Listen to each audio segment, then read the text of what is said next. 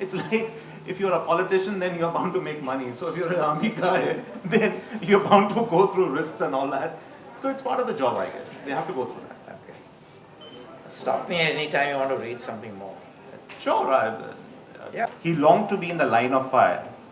Like a jihadi terrorist, he wanted to push the boundaries of danger and look at the face of death fully without flinching. The buddy pairing with Wagle began to soften his rough edges. Wagle was a persistent man. He took it upon himself in a paternalistic way to bring his strange buddy and friend into the normal loop of things. He sensed that there was a child hiding in Suvir behind a wall of anger. As time passed, Wagle became more and more determined to integrate his friend into the mainstream. How many of these incidents again are based on the truth? You have, there are extremely vivid examples of brutality against Kashmiri Muslims. There are examples of bigwigs in Kashmir, older men throwing parties where they find a young Kashmiri girl and rape her. Gang rape her. That's right, yeah. Which obviously, all these set up reactions. And I suppose there's some of these are things which we read about and become events in newspapers and set up their own That's right, yeah. demonstrations and so on. That's right. So again, you base this on anything particular? Some of this is actually based on reality. I don't know if all of you will recall that some years back there were these scandals, where a lot of people had come out on the streets in Srinagar accusing high-ups and bureaucrats and politicians of running a prostitution ring. So there is a semblance of truth in what I have written. Obviously, as I said, I have fictionalized the entire thing. But to say that this is completely removed from the truth is not true. There is some truth in that.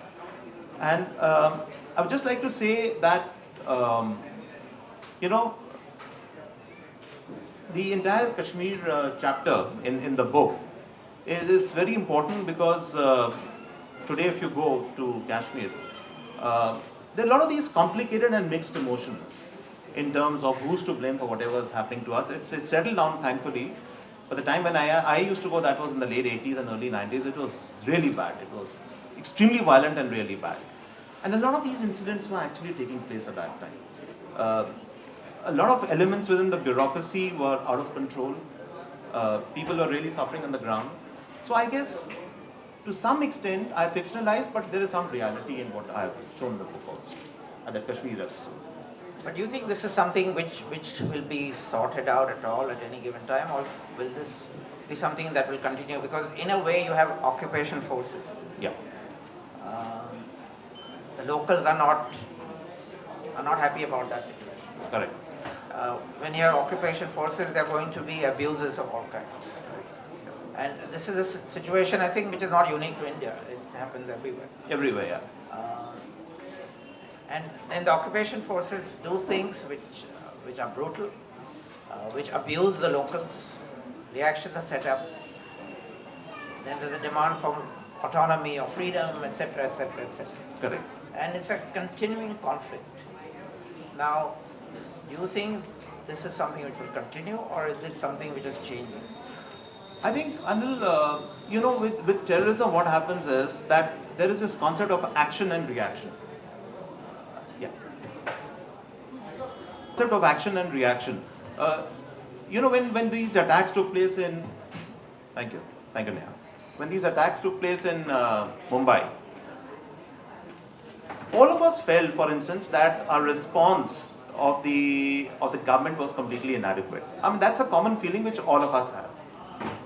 How was it inadequate? It was inadequate, we felt, in terms of security, the police response, intelligence, all that particular list. But how many of us really sat down to think about the fact that whoever these guys were, what was motivating them to do that? We don't spend time on the second part.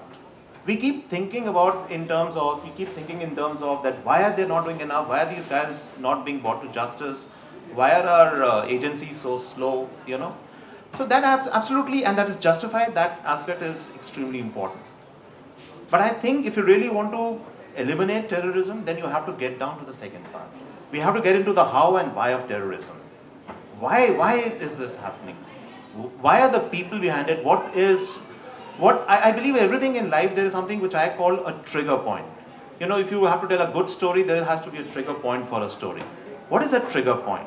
Why did I do this and for what reason I did that?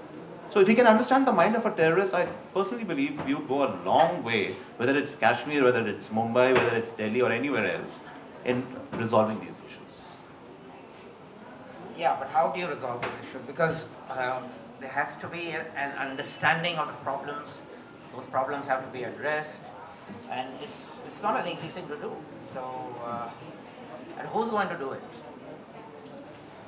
You know, I don't know how many of us in this room reach out to minority communities. I mean, all right, I think most of us do not have prejudices, so our world is fine. But there's a whole world out there where there's deep prejudice. Correct. Absolutely. Can I give an example, Anil? Oh. And my house, it's in South Delhi, and I had to get some renovation done. And the renovation was going on, the carpenters were working and all that, you know, and suddenly we had tenants which had left, so we had to rent out the top 2 floors again to new tenants.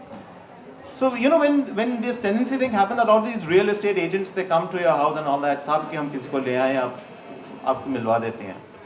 And here is this Muslim carpenter, and I know he's Muslim because I know him very well. So he's working in front of me, and this real estate agent comes, and he's talking to me, and suddenly he says, वो एक हमारे पास party है, वो मुस्लिम है ना, तो वो तो मैं मान के चल रहा हूँ कि आप interested नहीं होंगे. It was shocking. I mean, this is the real state of affairs, you know. When that guy told me that, and I was stunned for a moment, I didn't know how to react, and the carpenter reacted. He says कि भाई हम भी तो इंसान हैं. अब ऐसा क्यों सोचते हो, हम कुछ करने वाले नहीं हैं. I said, absolutely. I said, if it's a good person, if it's somebody I can settle terms with, please bring him. But that's the point. It is there on it's like second nature to us. It immediately comes out, you know.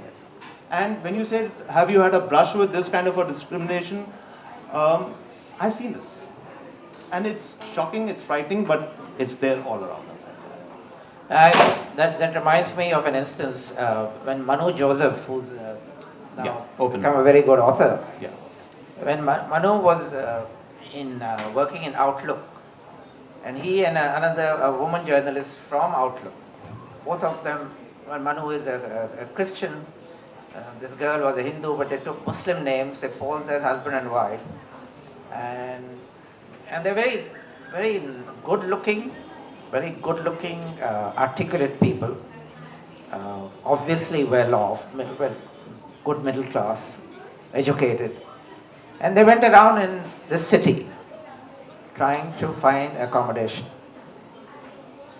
And they would go from place to place, and they made a point of not giving their assumed Muslim names.